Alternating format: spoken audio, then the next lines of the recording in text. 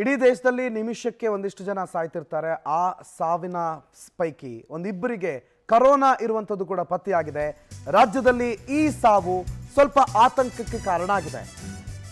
JN1 tension ನಡುವೆ ಕೋವಿಡ್ಗೆ ಇಬ್ಬರು ಬಲಿಯಾಗಿದ್ದಾರೆ. ಸಾವನ್ನಪ್ಪಿರುವ ಇಬ್ಬರು ಕರೋನಾದಿಂದ ಬಳಲ್ತಾ ಇದ್ರು ಅನ್ನೋ ವಿಚಾರ ಸದ್ಯಕ್ಕೆ ನಮಗೆಲ್ಲ ಆತಂಕಕ್ಕೆ ಕಾರಣ ಆಗಿದೆ. ರಾಜ್ಯದಲ್ಲಿ ಈಗಾಗಲೇ ಸಕ್ರಿಯ ಪ್ರಕರಣಗಳ ಸಂಖ್ಯೆ 92ಕ್ಕೆ ಏರಿಕೆ ಆಗಿದೆ.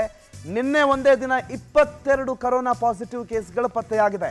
ಆ 22ರ ಪೈಕಿ 19 ಕೇವಲ ಬೆಂಗಳೂರಿನಲ್ಲೇ ಪತ್ತೆಯಾಗಿರುವಂಥದ್ದು. ಆದರೆ ಅದರ ಪಾಸಿಟಿವಿಟಿ ರೇಟ್ ಬಹಳ ಕಡಿಮೆ ಇದೆ. ಆದರೆ ಪ್ರತಿನಿತ್ಯ ಆಸ್ಪತ್ರೆಗಳಲ್ಲಿ 5,000 ಟೆಸ್ಟ್ಗಳನ್ನು ಮಿನಿಮಮ್ ಮಾಡಬೇಕು ಅನ್ನೋದು ರಾಜ್ಯ ಸರ್ಕಾರದ ಪ್ಲಾನು. ಸೊ 5,000 ಟೆಸ್ಟ್ ಮಾಡಿದರೆ ಆಗ ಈ ಸೋಂಕಿನ ಸಂಖ್ಯೆ ಕೂಡ ಏರಿಕೆ ಆಗೋ ಸಾಧ್ಯತೆ ಇದೆ. ಸದ್ಯದ ಮಟ್ಟಿಗೆ ಈ ಪಾಸಿಟಿವಿಟಿ ರೇಟು ಬರೀ 2.47% ಇದೆ. ಅಂದರೆ 100 ಜನಕ್ಕೆ ಟೆಸ್ಟ್ ಮಾಡಿದ್ರೆ ಅದರಲ್ಲಿ ಇಬ್ಬರಲ್ಲಿ ಕೊರೋನಾ ಪಾಸಿಟಿವ್ ಕಾಣಿಸ್ತಾ ಇದೆ ಅಷ್ಟೇ. ಸದ್ಯಕ್ಕೆ ಅಂಥ ಭಯಪಡೋ ವಾತಾವರಣ ಇಲ್ಲ. ಆದರೆ ಆ ಇಬ್ಬರಿಂದ ಅದೆಷ್ಟು ಪ್ರಸರಣ ಆಗುತ್ತೆ, ಆ ಪ್ರಸರಣದ ವೇಗ ಎಷ್ಟಿದೆ, ಪ್ರಸರಣದ ಮಾಧ್ಯಮ ಏನು, ಹಿಂದೆ ಕರೋನಾ ಹೆಂಗೆ ಸ್ಪ್ರೆಡ್ ಆಗ್ತಿತ್ತು ಅದೇ ರೀತಿಯಲ್ಲೇ ಈಗಲೂ ಸ್ಪ್ರೆಡ್ ಆಗ್ತಿದೆಯಾ, ಕರೋನಾದ ರೂಪಾಂತರಿನ ಇದು JN1 ಏನಿದು, ಇವೆಲ್ಲ ಪ್ರಶ್ನೆಗಳಿರೋ ಸಂದರ್ಭದಲ್ಲೇ ರಾಜ್ಯ ಸರ್ಕಾರ ಮತ್ತಷ್ಟು ಅಲರ್ಟ್ ಆದಂಗೆ ಕಾಣ್ತಾ ಇದೆ. ಇವತ್ತು CM ಸಿದ್ದರಾಮಯ್ಯ ಕರೋನಾ ವಿಚಾರಕ್ಕೆ ಸಂಬಂಧಪಟ್ಟಂತೆ ಒಂದು ಮಹತ್ವದ ಮೀಟಿಂಗ್ ಅನ್ನು ನಡೆಸೋದಕ್ಕೆ ಸಿದ್ಧತೆ ಮಾಡ್ಕೊಂಡಿದ್ದಾರೆ. ಇವತ್ತು ಮಧ್ಯಾಹ್ನ 1 ಗಂಟೆಗೆ ಸಿದ್ದರಾಮಯ್ಯನವರ ಗೃಹ ಕಚೇರಿ ಕೃಷ್ಣಾದಲ್ಲಿ ಸಭೆ ನಡೆಯುತ್ತೆ. ನೆರೆ ರಾಜ್ಯಗಳಲ್ಲೂ ಕೂಡ ಕೋವಿಡ್ ಪ್ರಕರಣಗಳು ಜಾಸ್ತಿ ಆಗಿದೆ. ಆ ರಾಜ್ಯದಿಂದ ನಮ್ಮ ರಾಜ್ಯಕ್ಕೆ ಜನ ಬರ್ತಿದ್ದಾರೆ. ಹಾಗಾಗಿ ಮುನ್ನೆಚ್ಚರಿಕೆ, ಮುಂಜಾಗ್ರತೆ ಇವೆಲ್ಲದರ ಸಂಬಂಧ ಆರೋಗ್ಯ ಇಲಾಖೆ ಜೊತೆ ಮಾನ್ಯ ಮುಖ್ಯಮಂತ್ರಿಗಳು ಸಭೆ ನಡೆಸ್ತಾರೆ. ಈ ಸಭೆಯಲ್ಲಿ ಆರೋಗ್ಯ ಸಚಿವ ದಿನೇಶ್ ಗುಂಡೂರಾವ್ ಹಾಗೂ ಟಾಸ್ಕ್ ಫೋರ್ಸ್ನ ಸದಸ್ಯರುಗಳು, ತಾಂತ್ರಿಕ ಸಲಹಾ ಸಮಿತಿ ಇದರ ಸದಸ್ಯರುಗಳು ಮತ್ತು ಅಧಿಕಾರಿಗಳು ಇವತ್ತಿನ ಈ ಸಭೆಗೆ ಭಾಗಿಯಾಗ್ತಾರೆ. ಕಳೆದ ಭಾನುವಾರ ಸಭೆ ನಡೆಸಿ ಸರ್ಕಾರಕ್ಕೊಂದು ವರದಿ ಸಲ್ಲಿಕೆ ಮಾಡಿದ್ರು. ಒಂದು ವೇಳೆ ಕರೋನಾ ಪ್ರಕರಣಗಳ ಹೆಚ್ಚಳ ಆದದ್ದೇ ಹೌದಾದ್ರೆ ನಮ್ಮ ಸಿದ್ಧತೆಗಳು ಹೇಗಿದೆ ಅನ್ನೋದರ ಬಗ್ಗೆ ಇನ್ನು ಇವತ್ತು ಕೂಡ ಮತ್ತೊಂದು ಸುತ್ತಿನ ಸಭೆ ನಡೆಯುತ್ತೆ. ಇದರಲ್ಲಿ ಈ ಪ್ರೊಬಾಬಿಲಿಟೀಸ್ಗಳ ಬಗ್ಗೆ ಚರ್ಚೆ ಆಗುತ್ತೆ. ಈ ರೀತಿ ಒಂದು ವೇಳೆ ಸಂಖ್ಯೆ ಹೆಚ್ಚಳ ಆದರೆ ಯಾವ್ಯಾವ ಆಸ್ಪತ್ರೆಯಲ್ಲಿ ಏನೇನು ಫೆಸಿಲಿಟಿಗಳು, ಏನೇನು ಮಿನಿಮಮ್ ರಿಕ್ವೈರ್ಮೆಂಟ್ಗಳು ಬೇಕಾಗುತ್ತೆ, ಏನೇನು ಹೆಲ್ತ್ ಫೆಸಿಲಿಟಿಗಳು ಅಥವಾ ಹೆಲ್ತ್ ಎಕ್ವಿಪ್ಮೆಂಟ್ಗಳನ್ನು ವಿಶೇಷವಾಗಿ ನಾವು ರೆಡಿ ಮಾಡ್ಕೋಬೇಕಾಗತ್ತೆ, ಆಂಬ್ಯುಲೆನ್ಸ್ ಸೇವೆ ಎಷ್ಟು ಬೇಕಾಗುತ್ತೆ, ವೈದ್ಯರ ಸೇವೆ ಎಷ್ಟು ಬೇಕಾಗುತ್ತೆ, ಬೆಡ್ಗಳು ಎಷ್ಟು ಬೇಕಾಗುತ್ತೆ, ಹೋಮ್ ಐಸೋಲೇಷನ್ ಸಾಕಾಗುತ್ತಾ, ಹೋಮ್ ಕ್ವಾರಂಟೈನ್ ಮಾಡಿದ್ರೆ ಸಾಕಾ, ಆಸ್ಪತ್ರೆಗೆ ದಾಖಲು ಮಾಡಬೇಕಾ, ಮೈಲ್ಡಾ, ಸಿವಿಯರ್ ಇದ್ರೆ ಹೆಂಗಿರುತ್ತೆ ಲಕ್ಷಣ, ಇವೆಲ್ಲದರ ಬಗ್ಗೆ ಚರ್ಚೆ ಆಗುತ್ತೆ. ಎಲ್ಲದರ ಬಗ್ಗೆ ಚರ್ಚೆಯಾಗಿ ಪ್ರಮುಖವಾಗಿ ರಾಜ್ಯದಲ್ಲಿ ಇದು ಬಹಳ ವ್ಯಾಪಕವಾಗಿ ಸ್ಪ್ರೆಡ್ ಆಗಬಾರ್ದು ಅನ್ನೋ ಕಾರಣಕ್ಕೆ ಒಂದು ನಿರ್ಧಾರವನ್ನು ಕೈಗೊಳ್ಳೋ ಸಾಧ್ಯತೆ ಇದೆ. ಆದರೆ ಬೆಂಗಳೂರು ಕತೆ ನೋಡಿ, 22 ಟೋಟಲ್ ನಂಬರ್ ಆಫ್ ಕೇಸಸ್ನಲ್ಲಿ 19 ಬೆಂಗಳೂರಿನಲ್ಲೇ ಇದೆ. ಹಾಗಾಗಿ ಕೋವಿಡ್ನ ಟೆಸ್ಟಿಂಗ್ ಸಂಖ್ಯೆಯನ್ನು BBMP ಹೆಚ್ಚಳ ಮಾಡಬೇಕು. ನಿತ್ಯ 1,500 ಟೆಸ್ಟಿಂಗ್ ನಡೆಸೋದಕ್ಕೆ BBMP ಸೂಚನೆ ಕೊಟ್ಟಿದೆ. 1050 RT-PCR, 450 rapid antigen test. So 144 ಪ್ರಾಥಮಿಕ ಆರೋಗ್ಯ ಕೇಂದ್ರಗಳಲ್ಲೂ ಕೂಡ ಈ ಟೆಸ್ಟ್ ನಡೆಯುತ್ತೆ. ಸೊ ದಿನಕ್ಕೆ 1500. ಅದಲ್ಲದೆ ಶುಕ್ರವಾರ ಅಂದರೆ ನಾಳೆ ಖಾಸಗಿ ಆಸ್ಪತ್ರೆಗಳ ಜೊತೆಗೆ ಒಂದು ಮೀಟಿಂಗ್ ಇದೆ. ಪಾಲಿಕೆ ಅಧಿಕಾರಿಗಳು ಮತ್ತು ಖಾಸಗಿ ಆಸ್ಪತ್ರೆಯ ಮುಖ್ಯಸ್ಥರುಗಳ ಜೊತೆ ಒಂದು ಸಭೆ ನಡೆಯುತ್ತೆ. ಬೆಡ್ಗಳ ಸಂಖ್ಯೆ, ವೈದ್ಯಕೀಯ ಸೌಲಭ್ಯ, ಈ ಮಿನಿಮಮ್ ಟೆಸ್ಟಿಂಗಿಗೆ ಮಿನಿಮಮ್ ರೇಟು. ಯಾಕಂದರೆ ದಂಧೆಗಿಳಿದು ಬಿಟ್ಟರೆ ಕಷ್ಟ, ಸುಲಿಗೆ ಮಾಡೋದಕ್ಕೆ ಇಳಿದು ಬಿಟ್ಟರೆ ಕಷ್ಟ. ಜನರ, ನಮ್ಮೆಲ್ಲರ ಸಮಾಜದ ವೀಕ್ನೆಸ್ಸನ್ನೇ ಕೆಲವು ಖಾಸಗಿ ಆಸ್ಪತ್ರೆಗಳು ಕಾಯ್ತಿರ್ತವೆ. ಕೊರೋನಾ ಬಂತ, ಇದನ್ನ ಟೆಸ್ಟಿಂಗ್ ಅನ್ನೋ ರೂಪದಲ್ಲಿ 1,500 ಪೀಕ್ ಬಿಡೋಣ ಅಂತ.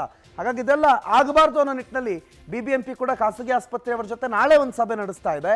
ಆ ನಡುವೆ ರಾಜ್ಯದಲ್ಲಿ ವಿಶೇಷವಾಗಿ ಬೆಂಗಳೂರಿನಲ್ಲಿ 1,500 ಟೆಸ್ಟ್ಗಳನ್ನು ಟೋಟಲ್ ಆಗಿ ಮಾಡಬೇಕು ದಿನವೊಂದಕ್ಕೆ ಅನ್ನೋ ನಿರ್ಧಾರಕ್ಕೂ ಕೂಡ BBMP ಬಂದಂಗೆ ಕಾಣ್ತಾ ಇದೆ.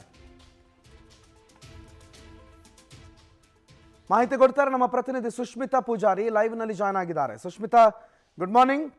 ಸದ್ಯಕ್ಕೆ ಬೆಂಗಳೂರು ಸ್ವಲ್ಪ ಭಯ ಅಂತ ಅನಿಸುತ್ತೆ. ಯಾಕಂದರೆ 22ರ ಪೈಕಿ 19 ಬೆಂಗಳೂರಲ್ಲೇ ಅಂತಂದಾಗ ಆತಂಕ ಅಂತೂ ಸಹಜವಾಗಿ ಮೂಡುತ್ತೆ. ಇನ್ನು BBMP ಏನೇನು ಸಿದ್ಧತೆಯಲ್ಲಿದೆ, ಏನೇನು ಡೆವಲಪ್ಮೆಂಟ್ಸ್ಗಳು ಕರೋನಾ ವಿಚಾರದಲ್ಲಿ ಆಗಿದೆ ಸುಷ್ಮಿತಾ? ಎಸ್ ಪ್ರಣೋತ್, ಒಂದ್ ರೀತಿಲಿ ಬೆಂಗಳೂರು ಇವಾಗ ಕೋವಿಡ್ ಹಾಟ್ಸ್ಪಾಟ್ ಆಗಿನೇ ಬದಲಾಗ್ತಿದೆ ಏನೋ ಅಂತ ಅನ್ಸುತ್ತೆ. ಯಾಕಂತ ಹೇಳಿದ್ರೆ ರಾಜ್ಯದಲ್ಲಿ ಕಳೆದ 24 ಗಂಟೆಯಲ್ಲಿ 22 ಕೊರೋನಾ ಪಾಸಿಟಿವ್ ಕೇಸ್ಗಳು ವರದಿಯಾಗಿದೆ. ಅದರಲ್ಲಿ 19 ಕೇಸ್ ಬೆಂಗಳೂರಲ್ಲೇ ವರದಿಯಾಗಿದೆ. ಅದ್ರ ಜೊತೆಗೆ ಈಗ ರಾಜ್ಯದಾದ್ಯಂತ ಒಟ್ಟು 92 ಕೋವಿಡ್ ಪಾಸಿಟಿವ್ ಪ್ರಕರಣಗಳು ವರದಿಯಾಗಿರುವಂತಹದ್ದು. ಇದರಲ್ಲಿ ಏನು ನಾವು ನೋಡ್ದಂಗೆ ಬೆಂಗಳೂರಲ್ಲೇ ಅತಿ ಹೆಚ್ಚು, ಯಾಕಂತ ಹೇಳಿದ್ರೆ ಬೆಂಗಳೂರು ITBT ಸಿಟಿ ಆಗಿರೋದ್ರಿಂದ ಎಲ್ಲ ಕಡೆಯಿಂದಲೂ ಕೂಡ ಜನರು ಬರ್ತಾರೆ. ಹಾಗೆ ಎಲ್ಲ ಭಾಗದಿಂದಲೂ ಜನರು ಬರೋದ್ರಿಂದಾಗಿ ಇಲ್ಲಿ ಕೋವಿಡ್ ಪ್ರಕರಣಗಳು ಹೆಚ್ಚಾಗ್ತಿದೆ. ಕಳೆದ ಬಾರಿಯೂ ಕೂಡ ಕೋವಿಡ್ ಬಂದಾಗ ಇದೇ ರೀತಿ ಬೆಂಗಳೂರಲ್ಲೂ ಕೂಡ ಅತಿ ಹೆಚ್ಚಿನ ಸಂಖ್ಯೆಯಲ್ಲಿ ರೋಗಿಗಳು ದಾಖಲಾಗಿದ್ದು ಬೆಂಗಳೂರಲ್ಲೇ ಆಗಿತ್ತು.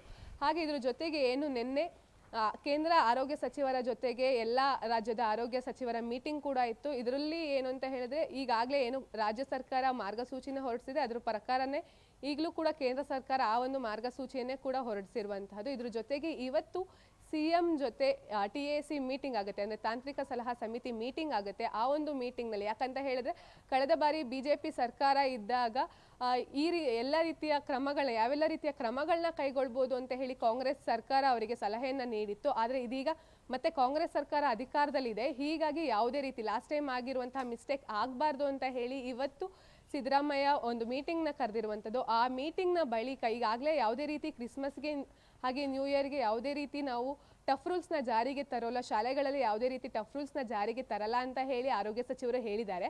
ಆದರೆ ಇವತ್ತು CM ಜೊತೆ ಮೀಟಿಂಗ್ ಆಗೋದ್ರಿಂದ ಮೇ ಬಿ ಇವತ್ತು ನ್ಯೂ ಇಯರ್ಗೆ ಹಾಗೆ ಕ್ರಿಸ್ಮಸ್ಗೆ ಟಫ್ ರೂಲ್ಸ್ ಬರುವಂತಹ ಸಾಧ್ಯತೆ ಇದೆ.